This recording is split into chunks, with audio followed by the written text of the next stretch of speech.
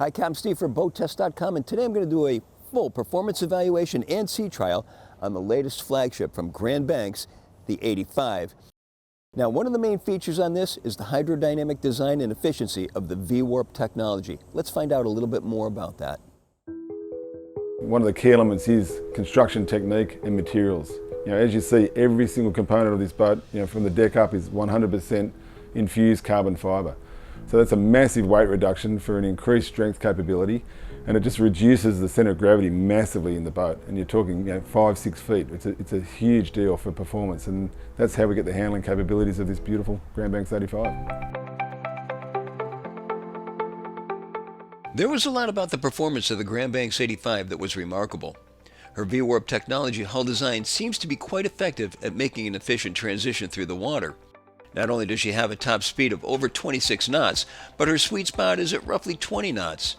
In fact, our test showed her best cruise speed to be at 19.6 knots, where she burned only 56.5 gallons per hour, giving her a range of 859 nautical miles. An 87-foot boat cruising at that speed with such a low fuel burn is impressive.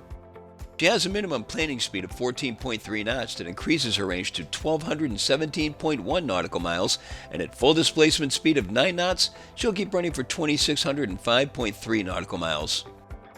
Proprietary V-Warp technology, it's all about really three very fundamental but three very simple things, and that's hull shape, construction technique, and exotic materials. And that's really what it's all about. And the combination of those three elements together, creates what you see today, an amazingly efficient, beautiful performing 85-foot boat.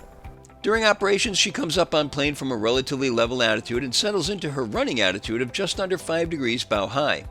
She's a light boat but strong and cuts through seas with no effort. In hedge seas, she'll part the waves with little wind-blown spray making its way back on deck. Beam seas show her leaning slightly into the wind before the Humphrey interceptors take over and return her to a level attitude. We found no speed restrictions necessary during these beam operations. Following seas showed her coming up and over the 4 to 6 foot waves of our test day and then plunging through the forward wave where her buoyancy immediately took over to raise the bow up and over with no hint of stuffing the bow. Everything about her handling and efficiency speaks of a capable blue water boat. There's crew access from the port side of the aft deck, but there's another entry at the transom.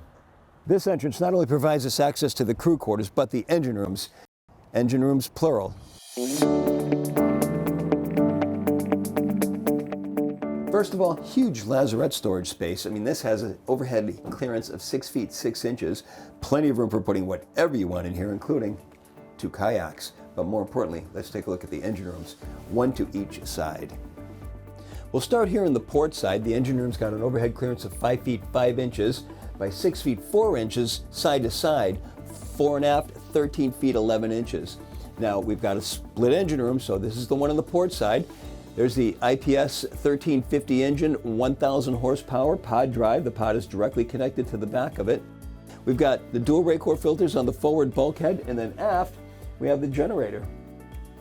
It's a very clean, simple laid out engine room. This is a low maintenance owner-operator's yacht, and that's unusual for an 85-foot yacht. Another interesting feature, teak inside the engine room. That's rare. The starboard engine room is a mirror image of the port side, but notice how both engines are tucked up against the inside bulkhead. That limits the access to that engine, but there's a solution to that. You can simply access it from the lazarette. Big hatch held open by gas assist struts, and now there's the whole side of the engine. Storage is underneath, and this is all repeated to the opposite side. Now there are 3 watertight doors in this compartment, 1 for each of the engine rooms and 1 for the crew quarters access. Well, obviously the crew is not an afterthought on this boat. Right at the entrance, a 12-inch display and a VHF, and then a nicely equipped galley. There's a 32-inch TV over the counterwork, a recessed stainless steel sink, storage underneath, and then 2 refrigerated drawers, microwave just above. Beautiful woodwork throughout. Look at the nice curved trim work. Just across from the galley, L-shaped seating around a solid wood pedestal table with an expandable leaf, and this is a heavy solid wood table. Full head with a walk-in shower and a heated towel rack. Storage above and below the sink, teak decking. There's one cabin right here, there's another cabin right over here, so it's really set up for a crew of 2. Wide berths though, so it could be a husband and wife team in one of the cabins. Laundry is over to the port hand side. Just above the laundry is the breaker panel for the crew quarters. And here's the access to the aft deck that we pointed out earlier. Now, a big thing that we're seeing on this boat, mostly in the features video, which you should look for, is the natural ventilation that goes on throughout. Right here we have hull side windows to both sides, all have opening port lights. This aft door can be opened up right to the swim platform, so we have flow-through ventilation. We don't need air conditioning on all the time in this boat. In fact, all of the electrical systems can be powered off of the batteries for up to 10 hours, and that will reduce the battery load only down to 70%. The platform comes out 6 feet 10 inches from the transom.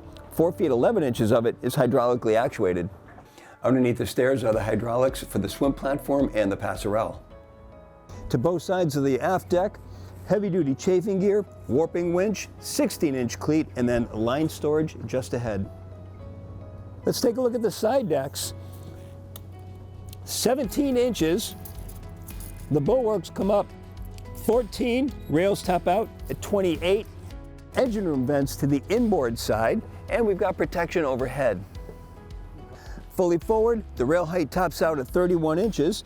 Hatch in the center leads to the Muir windlass, going through a chain stopper and then a through the stem roller. Notice that the hatch is held up by a gas strut, of course finished on the underside. A raised foredeck has another windlass, and that's for hauling the lines in to the 2 cleats and then chafing gear fully forward. Right at the companionway going down below, we've got a screen for the chiller, water maker, inverter, and then the breaker panels for the 24 volt and 230 volt. In the middle of the corridor down below, we've got a mechanical room. Let's take a look at that. Fully forward is the bow. We have access to the bow thruster batteries, and the battery charger. Right over here, 2 reverse osmosis water makers. The Dometic air chiller systems. Working our way back, the air conditioner seawater intakes are underneath these hatches. UV water purification systems to both port and starboard. Looking further back, house batteries to both sides of the big battery charger and the battery switches. And then down below, we've got a water manifold system.